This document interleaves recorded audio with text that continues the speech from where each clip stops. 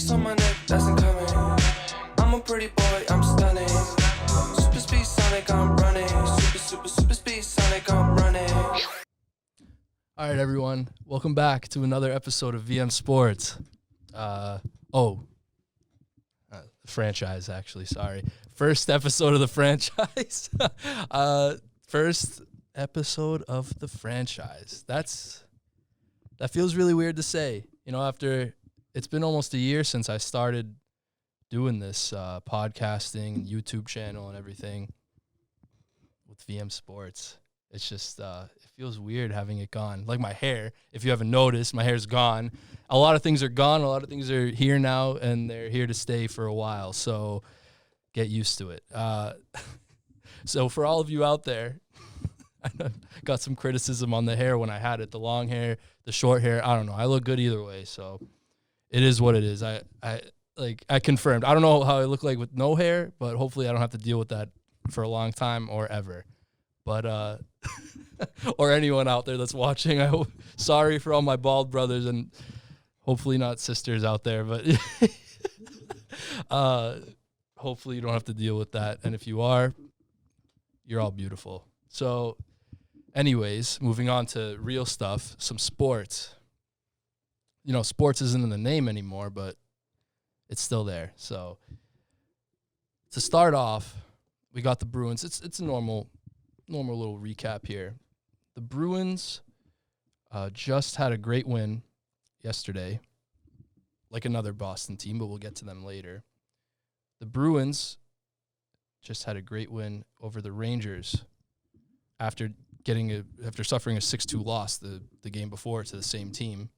And I've said it multiple times, they play the same teams over and over again. It's the bubble. They're not in a bubble, but it's like a schedule bubble because of COVID. So these teams that, you know, they just keep seeing them over and over and over again. And eventually you learn like what's good with some of these teams. You know, it goes both ways. The Bruins will learn what it's like to play these teams and go against these players, unless there's trades or releases or call-ups and whatever. And it was vice versa too. It'll happen the other way around. These teams will start to learn more about you, about your guys, your weaknesses, your strengths, and everything. So it's not surprising to me, and I've said it before, this wouldn't be surprising, when the Bruins hit just a little bit of a wall over the last week. So they lose to the Islanders. It's a little over a week ago, but still. They lose to the Islanders. They lose to the Devils. They beat the Flyers. They lose to the Islanders again. They lose to the Rangers, and they beat the Rangers yesterday. So what that tells me is the Bruins have a clear problem when they're playing the Islanders and the Devils. I don't know why. I can't tell you why. The Islanders are not a bad team. They're not better than the Bruins, in my opinion. The Devils are, again, I've explained this to other people that don't necessarily know how hockey as much maybe as basketball or whatnot. They're like the NHL equivalent of, I don't know, the Celtics losing to the Pistons or the Thunder or something like that. It's just, you don't see that. You don't want to see that. You shouldn't be seeing that. So the Devils have the Bruins number. That's not something I'm entirely worried about in the long term because the Bruins will be in the playoffs and the Devils won't be. So it's not like that's a team where you'll have to deal with that later on. The Islanders will probably be there. They've been around for the last few years. So that's something to worry about a little bit more. But what I'm really worried about, and I've said it before with the trades and everything like that the Bruins need to make, it's not so much that, which they still need to do. I'm just not going to harp on it as much right now. I'm mostly worried about the teams that they're not seeing right now because of this bubble schedule, coronavirus schedule. You're not seeing the Tampa Bay Lightning. You're not seeing some of the other solid teams, great teams in the East and the West. You're not playing against these teams. So you don't know what you're going to look like against them. and you're not getting any playing experience for the year against them. So you're going to have to still play them in the playoffs when you see these teams. The playoffs are the playoffs. You're going to meet up no matter what. You can't just avoid teams. They're not going to have you not play teams. When it comes down to it and teams start to get eliminated, you're going to get closer and closer to playing teams that you haven't seen all year. So to not have that experience is a little worrying for me. I don't like that. The Lightning have had the Bruins number. They've had a lot of teams numbered over the last few years. They're arguably the best team in the NHL over the span of the last 2, 3, 4 years. So to not be able to have that playing experience against them and learn how they're playing this year, they're not a completely different team from past years when you're there in your division normally and you play against them in the playoffs and all that. But the NHL is a year-to-year kind of thing, especially if there's an injury or whatnot. It's a lot of parity in the NHL. So to not have that experience against specific teams that you will be seeing later on, no matter what, even in the West, you only play them twice a year, but you're not seeing them at all, just like some of the teams in the East. So to not have that experience it's troubling. I don't really like that, how that bodes for the Bruins, just because of the history of this team. Whenever they can find a way to lose, they'll lose. It happened in the finals to the Blues. It happened last year with the bubble playoffs when they were having to play in. They were the best team, and they ended up being the 4 seed because they couldn't win. And that ended up costing them in the playoffs, in the actual playoffs. So I think they're going to pick it up from here. The All-Star game, All-Star break, I think it's happening. Shouldn't be too far away. They're a little more delayed than the NBA. But they definitely need to make that trade, like I've been saying, that's going to take them over the edge, because all the more from what I just said with dealing with teams that you haven't seen yet that are either better than you or right around your level, you need that elite or borderline elite talent to come in here and push you over the edge, take you to the top. It's just, you can't get complacent, especially when there's injuries. So the defense is already thin, and you're seeing some injuries where some younger guys have to come up and fill in, and you never want to see that, because you want guys that have experience. You don't want to see the guys that are actually playing well, solid defense, surprisingly, again, for the Bruins, even though they lost Chara and Krug. They've been playing above their expectations. And once those guys get hurt and they're out of the loop for a little bit and they come back, who knows what they're going to look like. Charlie McAvoy is just living up to what he has supposed to have been the past few years. You could argue that he wasn't, really reaching his ceiling, and he's definitely scratching the surface right now. He's he's showing what he's got. So that's great, but you need other guys to do the same thing. And again, it's the NHL, so injuries are bound to happen. And God forbid something happens to one of the guys or more than one of the guys on the top line. Pasternak didn't start the year playing, but and they look solid, but you can't even compare the team without him than when you have him on the ice. Bergeron and Marchand, I'm sure, would be even more of an obvious impact. So you can't afford to not have contingency plans for these guys getting potentially injured or falling apart. Who knows? It seems like Bergeron always has surgeries or injuries that he has to nurse back to health or get repaired pretty much. Like, he's not a machine. He's like 35 years old now. So we'll see what happens. But, guys like Jake DeBrusk with 1 goal this season, that's not going to cut it. Something has to change. You either got to trade that guy, demote that guy, trade for someone else to replace him. I don't know, but they got to do something, and they got to do it before it's too late, because if they don't do something in the trade deadline, I can't see, as well as the team is playing, I can't see them winning the Stanley Cup, potentially not even going there, because there's definitely better teams that you are not seeing still out there waiting to meet you. So there's that with the Bruins. They got a nice bounce back win yesterday, but I'm thinking more of the long term. Moving on to the Celtics. All right. So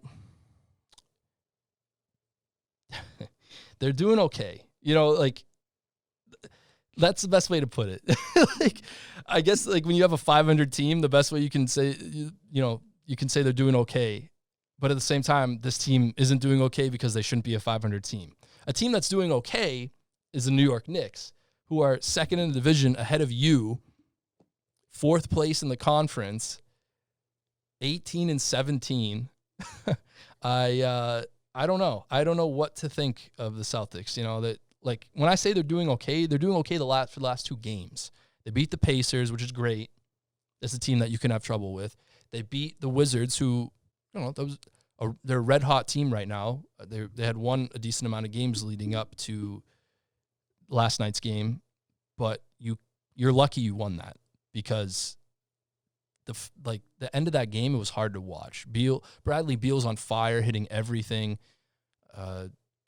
Tatum is like trying his best. He's 3 for 10 from the 3-point line, and then Bradley Beal, they trap him on the baseline and he falls out of bounds and it's your ball and you do what you need to do with it. Tatum's clutch. I'll give him that. He misses shots, but he's clutch. He's probably right now, for the shots that he has to take to keep this team floating, he's probably one of the more clutch players in the NBA this season, from what I've seen. The problem is he's had to take shots like that, and he doesn't make them every time, obviously, so it's more than what I'm thinking right now, but he's had to take at least 3 or 4 shots that I can remember to either save the Celtics' ass for the game or, extend the game or, either that or he misses it and they lose. So, and it started with the first game against Giannis and the Bucks. It's like, how many times, you want to have that guy that has that, the ice in his veins, but like you can't rely on that factor every time. You got to have some blowouts. You got to have some good wins. You can't just 4 seconds and he got destroyed making the layup on top of it. That probably should have been an and one, but like that's close. That was close. If he doesn't make that, then you lose that game. And that was a really tough layup. So, and again, they shouldn't have been there in the first place. The Celtics won that game last night, but they probably didn't deserve to win that game. Again, Bradley Beal, that was a big, he had a huge game, but he has a huge slip up at the end. Huge. No pun intended. He slipped out of bounds. So, I don't know. I've heard some things. Bill Simmons and Jackie McMullen were on the Bill Simmons podcast talking about Danny Ainge's future, and he's obviously had health problems. He's not that old of a guy. He's like in his early 60s, but he's had a heart attack before. He had issues a couple years ago. I think it was a little over 10 years ago. He had like a smaller, not like a major heart attack, but he had one. And, when guys are, that takes time off your career, either as either a GM, coach, player, whatever.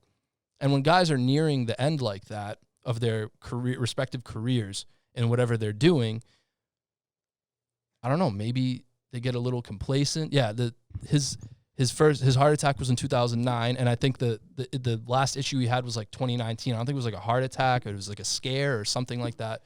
So it popped up recently. So Danny Ainge, he's probably nearing his end, is at least what Jackie McMullen and Bill Simmons were saying, of his Celtics general manager, president of basketball operations career.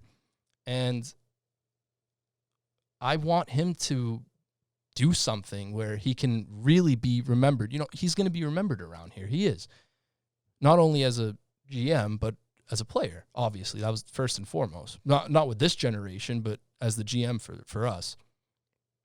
And the problem is with that is that he's, right now, in my opinion, he's going to be remembered as after, the championship with KG, Paul Pierce, and Ray Allen.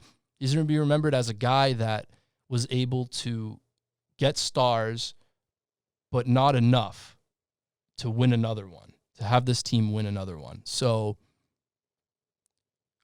I want that to change. I want his legacy to be better than what it is, because you can say as much as you want, but his legacy isn't as great as it could have been.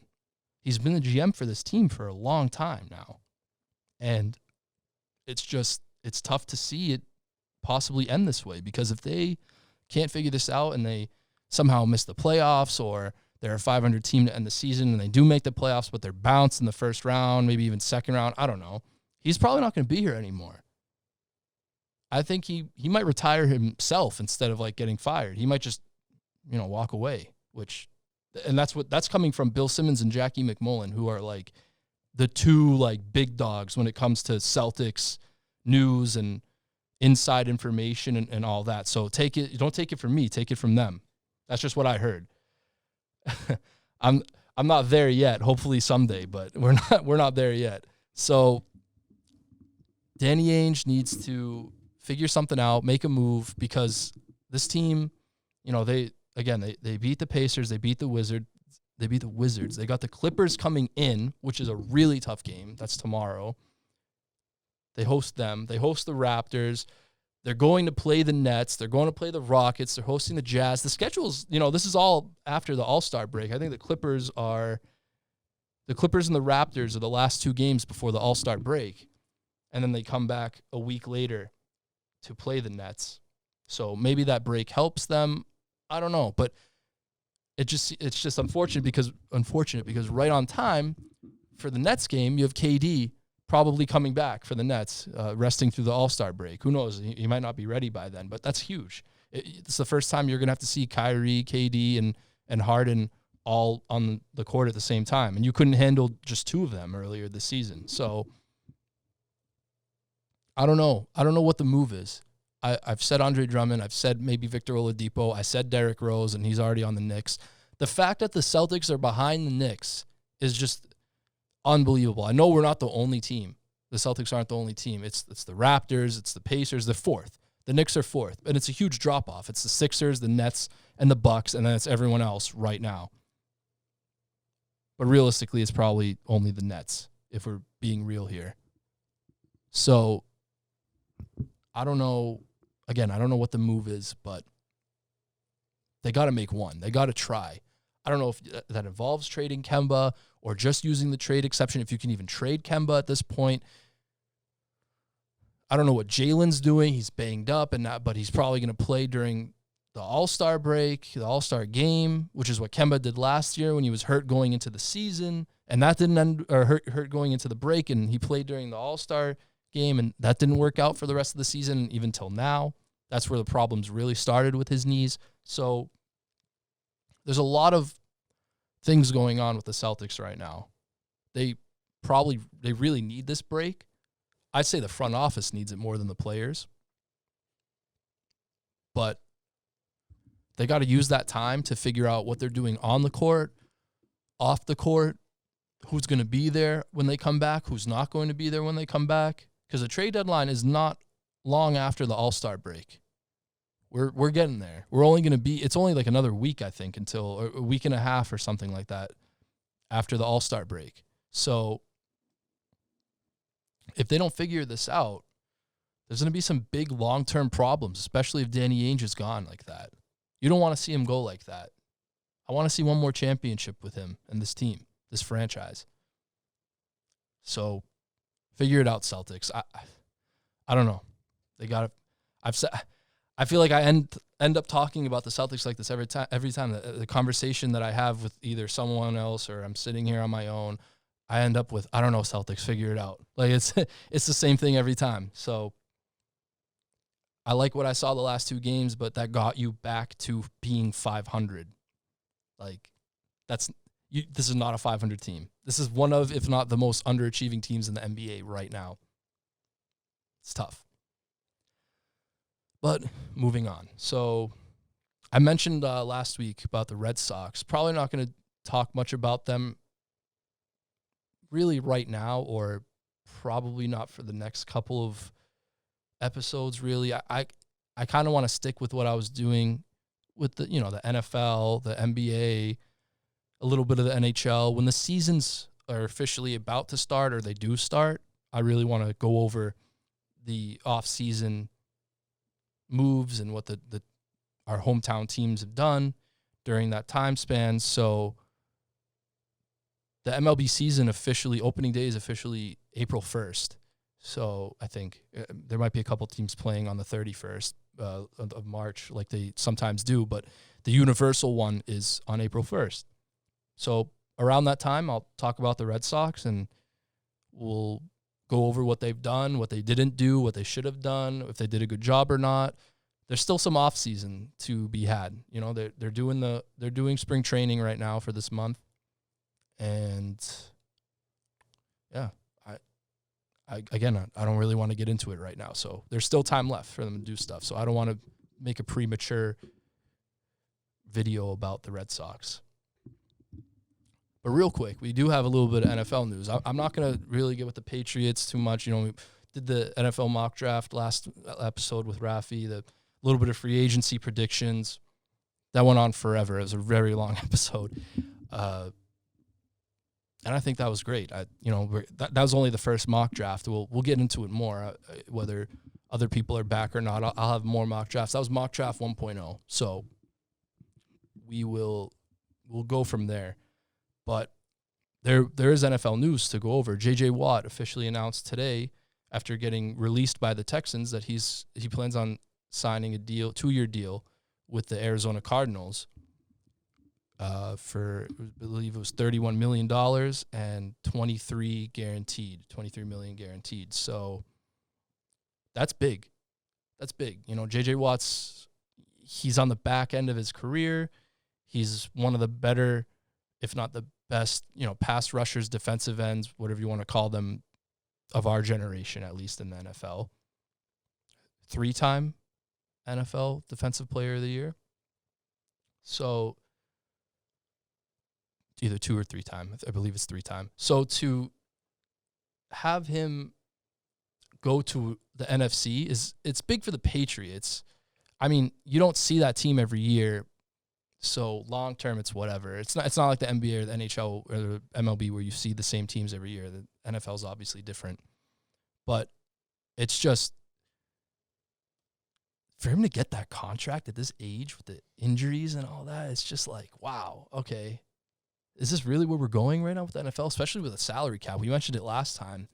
I don't know. The salary cap's going down because of coronavirus. The whole thing going on with that. Hopefully we're out of that soon. I feel like I haven't said that in a while. But for him to get that kind of deal at this age and this early, that's an early domino to fall in free agency. So, and it was kind of funny, like along the way, he was kind of stringing everyone along. You knew he wasn't going back to Houston, but people were saying, people around here wanted him on the Patriots. They need a pass rusher. Who knows? He was saying, a lot of teams were saying, or analysts were saying, Browns, Packers. He's from Wisconsin. He'll go to the Packers. Maybe Cleveland. They got a good team up with Myles Garrett. They got, he had Pittsburgh on there because of his brothers being there. They didn't have the cap, though. There were the Bills. And he ends up with Arizona. He even put that, I guess there was like this thing where he posted from his Peloton or something like that online, and it had like in the caption, like his bio. I guess you have a bio online on a Peloton. It's just technology nowadays. I don't have one. Those commercials kind of turned me off from Pelotons a couple of years ago. But he posted like GB for Green Bay, CLE for Cleveland, or BUF for Buffalo, their abbreviations.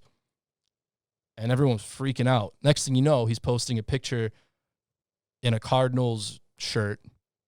And like, I think it was like coming from the source or I am the source or something like that, because all Adam Schefter and all those analysts do is like, so per source, you know, like they're going here, you know, this person's signing here, this player's going here.